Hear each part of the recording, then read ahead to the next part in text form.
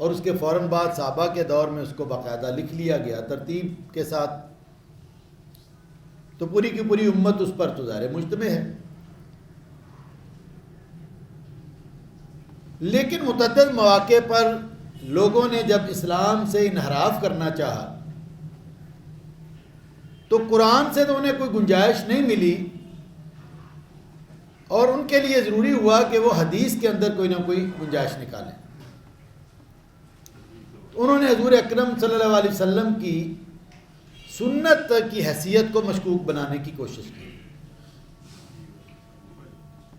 تو یہ انکار حدیث کا فتنہ سب سے پہلے دوسری صدی ہجری میں اٹھا تھا۔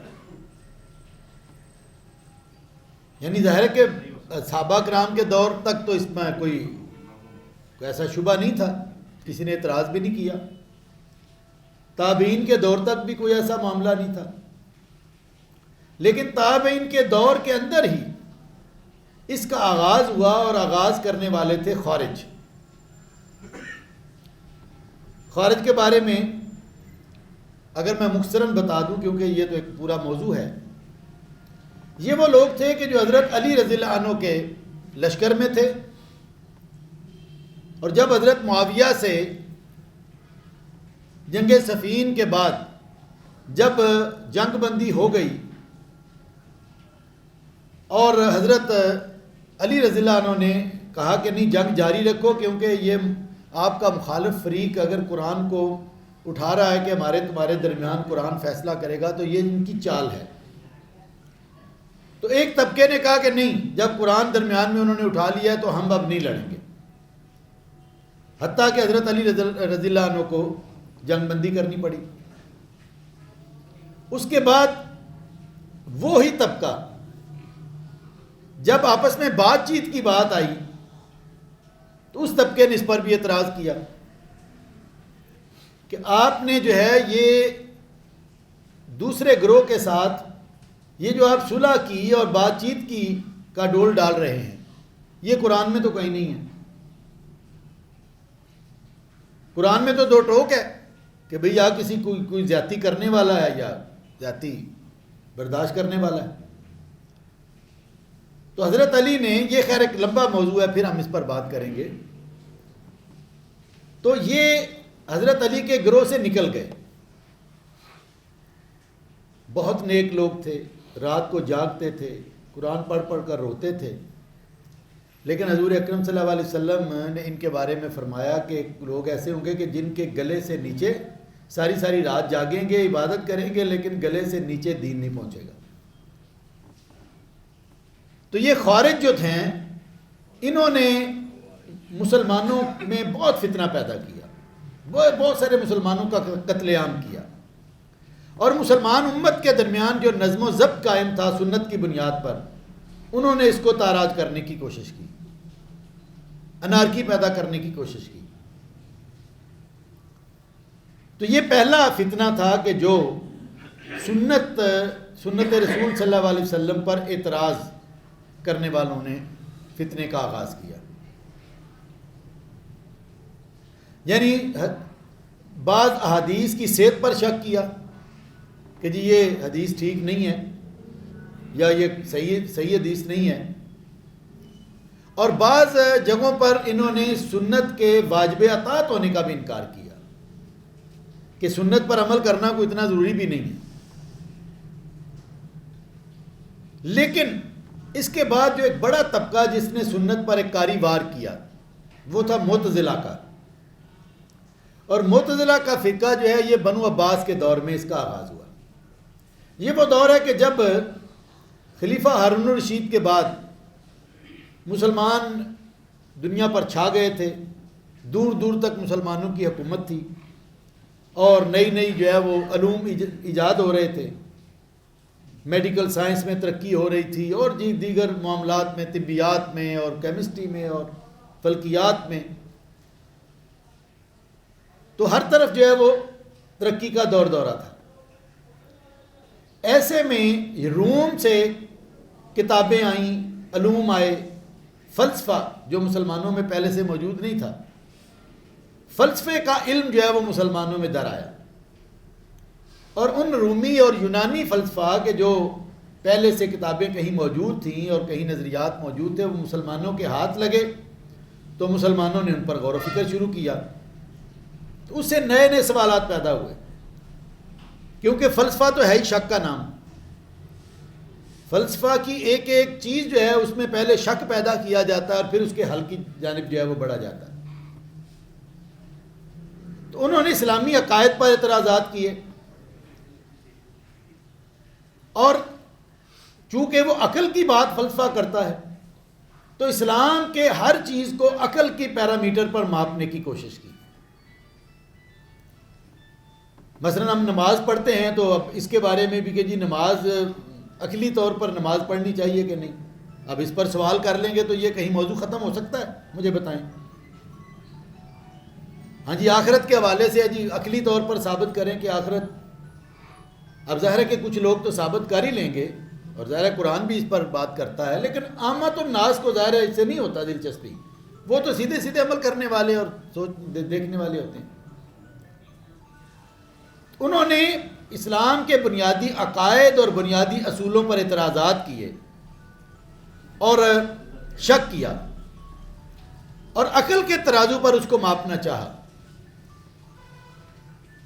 لیکن بہت ساری چیزوں کا عقل کے ترازو پر وہ ماپ نہیں سکے۔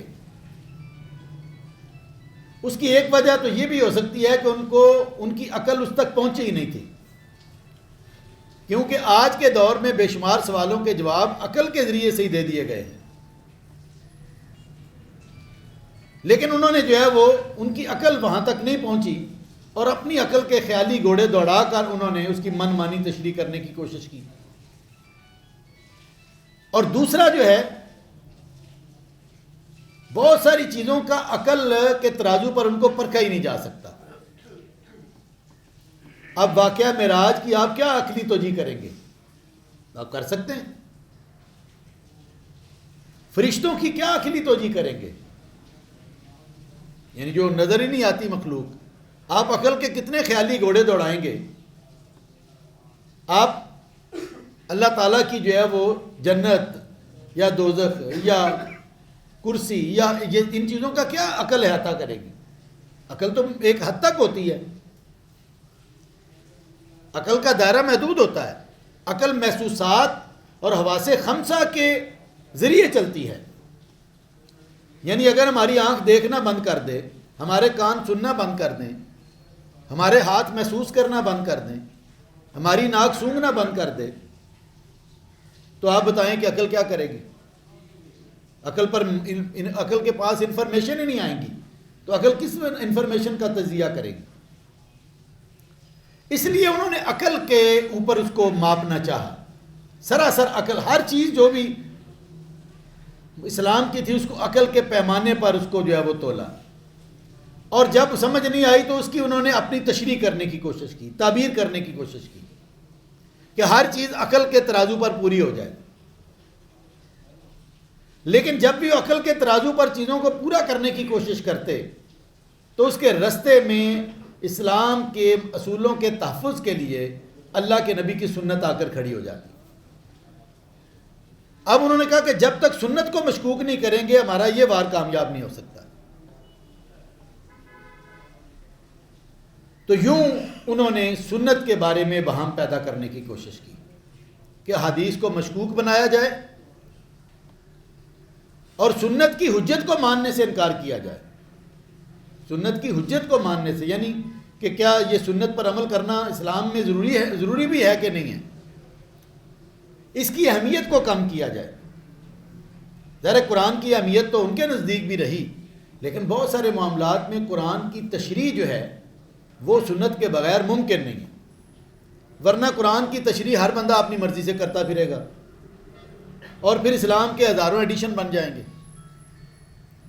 تو انہوں نے اس طریقے سے وار کرنے کی کوشش کی، اور خاص طور پر یہ دور تھا مامون الرشید کا، اور اہل علم جانتے ہیں کہ جب انہوں نے قرآن کے بارے میں ایک نظریہ گھڑا کہ قرآن مخلوق ہے، قرآن مخلوق ہے، اور وہ کہتے تھے کہ دنیا میں خالق تو ایک ہی ہے نا، مطلب عقل سے بات جب شروع ہوئی، خالق ایک ہے، باقی سب مخلوقات ہیں، نبی بھی مخلوق ہیں، ہر شے مخلوق ہے، تو قرآن بھی تو مخلوق ہی ہے. لیکن ظاہر اس سے خرابی بڑی پیدا ہوتی تھی.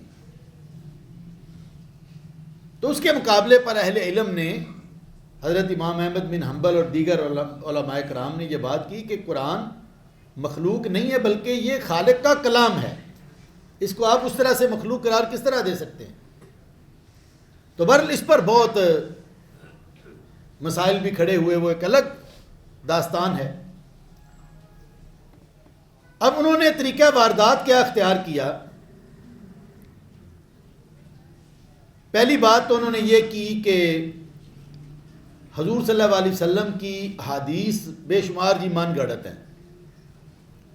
چونکہ حدیث میں ذخیرے میں من گھڑت احادیث کا ایک ذخیرہ شامل ہو گیا، اس لیے ساری حدیثیں جو ہے وہ اس قابل نہیں ہے کہ ہم کس پر عمل کریں اور کس پر نہ کریں. بات سمجھ رہے ہیں نا میری؟ یعنی 100 حدیثیں ہیں تو 100 میں سے اگر وہ کہیں کہ جی 40 ٹھیک نہیں ہیں تو بس اس کا مطلب ہے کہ ہم باقی پر کیا عمل کریں گے، پتہ نہیں کون سی صحیح ہے اور کون سی غلط ہے، اس لیے چھوڑے جی اس کو چھوڑے، صرف قرآن پر عمل کریں. تو انہوں نے پہلا تو یہ شک پیدا کیا. دوسرا ایک اور اعتراض جو بعد والوں نے بھی پیدا کیا ہے اور اس وقت بھی یہ پیدا کیا گیا، جو منکرین حدیث جن طریقے سے ہم پر وار کرتے ہیں میں وہ بتا رہا ہوں. پہلی بات کیا کہ بے شمار حدیثیں کمزور ہیں، ضعیف ہیں، حدیثوں کا مجموعہ بالکل مکس ہو گیا ہے، اس لیے ان پر عمل نہیں کیا جا سکتا. اور دوسرا کیا ہے کہ حضور اکرم صلی اللہ علیہ وسلم تو قرآن پہنچانے کے لیے آئے تھے، حضور آئے تھے قرآن پہنچانے کے لیے، اس لیے جب انہوں نے قرآن پہنچا دیا تو بس یہی ان کا کام تھا، بس وہ کام ختم ہو گیا تو وہ دنیا سے چلے گئے. اس لیے آپ حضور کی حدیث کو لے کر اس کے اوپر جتنا مرضی کام کرتے رہیں اور اس پر عمل کی بات کرتے رہیں، حضور تو آئے ہی بنیادی طور پر قرآن پہنچانے کے لیے تھے، باقی ان کا کوئی کام نہیں تھا. گویا کہ حضور کی حدیث کیا تھی؟ حیثیت ڈاکیے کسی، جس طرح ڈاکیا کو پیغام نہیں لاتا، اس طرح حضور اللہ کا پیغام لائے اور انہوں نے امت کے حوالے کر دیا. بس نہ وہ ماڈل تھے، نہ وہ انہوں نے خود اپنی زندگی کے ذریعے سے ہمیں کوئی سکھایا، نہ اس پر مامور تھے. دوسرا ان کا اعتراض یہ ہے کہ وہ سرے سے حضور کو ڈاکیے سے زیادہ حیثیت دیتے ہی نہیں ہیں. اچھا، یہ دو بڑے اعتراض جو ہے جب یہ آئے تو پہلے اعتراض کے جواب میں محدثین نے ایک بہت زبردست کام کیا، اور یہ کام 3 صدی ہجری میں ہوا، ان طبقوں معتزلہ وغیرہ کے بعد، کہ جب یہ اپنا اعتراضات انہوں نے آغاز کیا اور اس کے بعد، اور اس میں بڑے بڑے ائمہ کرام میدان میں آئے اور انہوں نے حدیث کو جمع کیا، اور حدیث کو جمع کر کے اس کی چھان پھٹک کی، درست حدیثیں الگ کیں، کمزور حدیثیں الگ کیں، حدیثوں کی کیٹاگری بنائی کہ یہ حسن ہے، یہ ضعیف ہے، یہ موضوع ہے، یہ صحیح ہے، ان کی کیٹاگری باقاعدہ بنائی، اور پھر ان کو کتابی صورت میں مرتب کیا. یہ صحاح 7 جو ہیں، صحیح بخاری، صحیح مسلم، یہ اسی طرح جو ہے وہ ابن ماجہ، ابن داؤد، ان کے جو مختلف مجموعے ہیں، یہ سارے کے سارے 6 کتابیں جو حدیث کی بڑی معروف ہیں. تو یہ 3 صدی میں یہ زبردست کام کیا.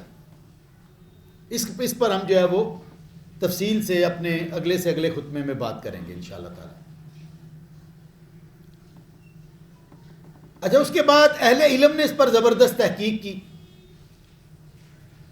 اور ایک ایک حدیث کو واضح کیا کہ کہاں سے پہنچی، کس نے لی، کس نے بیان کیا، بیان کرنے والا کون تھا، یہ باقی حدیثوں سے ٹکراتی ہے یا نہیں ٹکراتی، یہ قرآن کے کس حکم کے مطابق ہے.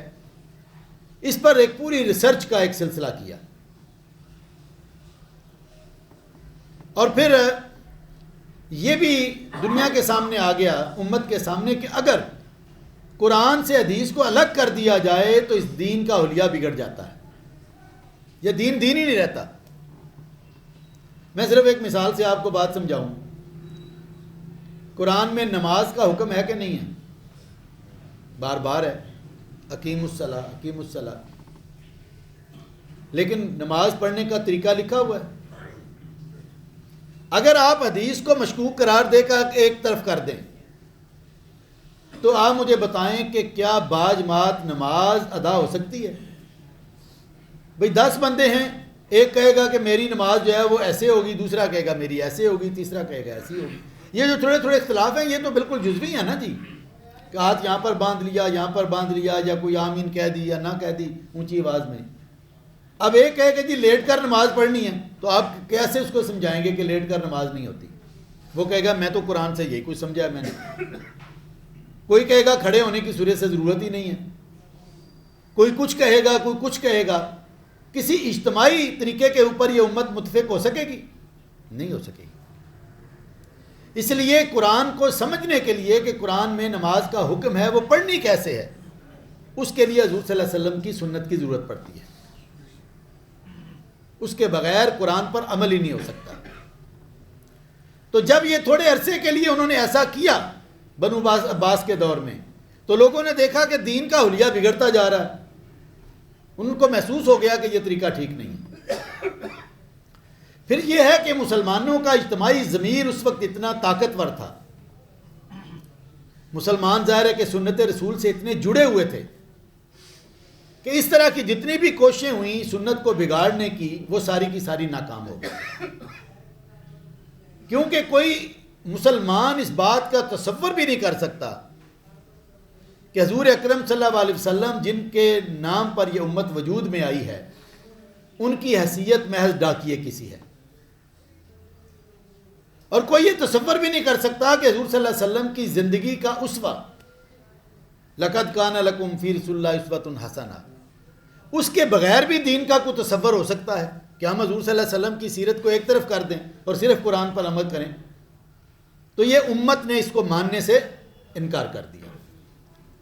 اس لیے یہ فتنہ جو تیسری صدی میں شروع ہوا، دوسری اور تیسری میں، یہ اپنی موت آپ مر گیا۔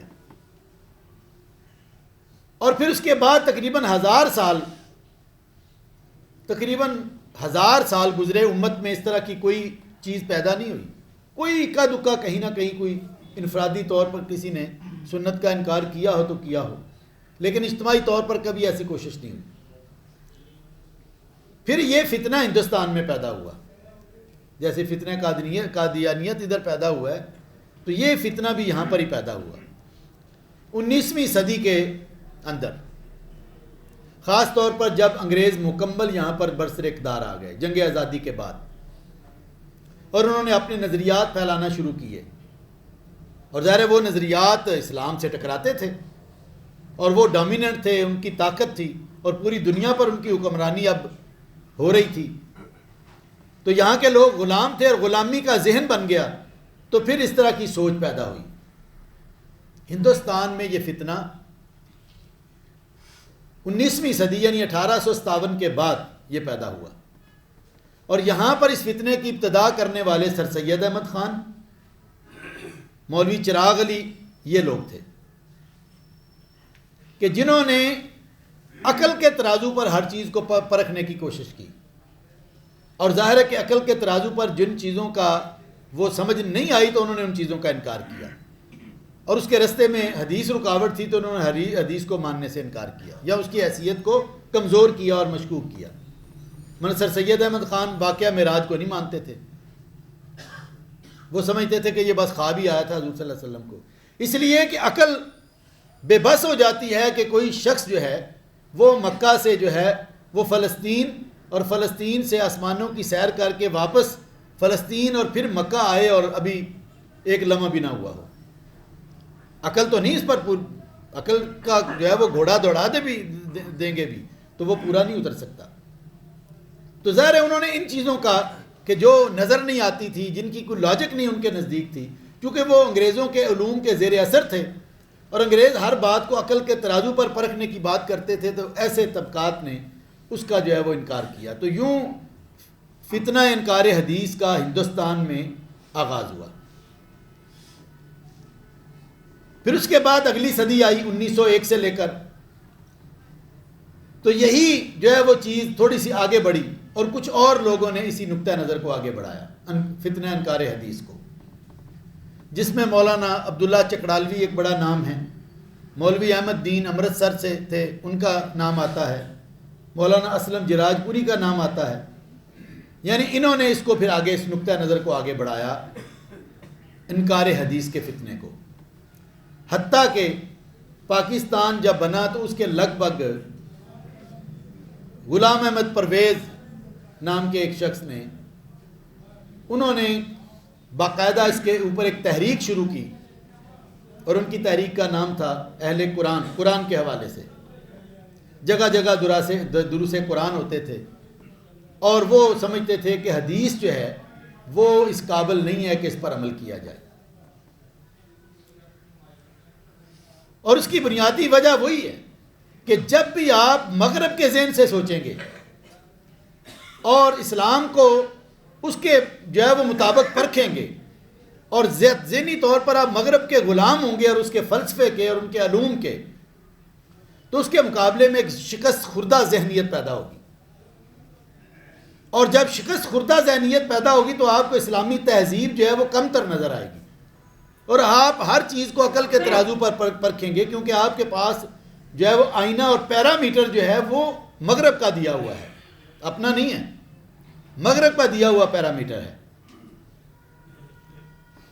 اور پھر تنقید کے بغیر ساری کی ساری چیزیں عقل کے ترازو پر جو ہے وہ انہوں نے تنقید کے گھوڑے دوڑائے اور عقل کے ترازو پر ان کو ماننے کی کوشش کی. اور جب نئی بات بنی تو ان چیزوں کو توڑ موڑ کر انہوں نے جو ہے وہ اپنی مرضی سے ڈھالنے کی کوشش کی. اپنی طرف سے وہ اسلام کی خدمت ہی کر رہے تھے، اپنی طرف سے وہ اسلام کو قابل قبول بنا رہے تھے لوگوں کے لیے، لیکن حقیقت میں وہ اسلام میں قطع برید کر رہے تھے. کیونکہ جب وہ یہ کام کرتے تھے عقل کے ترازو پر پرکھنے تو نہیں ہوتا تھا، تو اس کو ذرا ایسے اور ایسے کرتے تھے، تو پھر حدیث جو ہے اس کے راستے میں رکاوٹ بنتی تھی. تو پھر حدیثوں کی وقت کو انہوں نے کم کرنا شروع کیا اور اس کے اندر کیڑے نکالنے شروع کیے. اور اس طرح مغربی تہذیب سے معروف جتنے لوگ کل تھے یا آج ہیں، میں آپ کو آج بھی بتاتا ہوں کہ جو مغربی تہذیب سے متاثر لوگ ہیں، معروف ذہن ہیں، وہ ہر نئے فلسفے کو اسلام بنانے کے لیے اسلام کی مرمت کی کوشش کرتے ہیں، اور اس کے راستے میں پھر سنت رسول رکاوٹ بنتی ہے.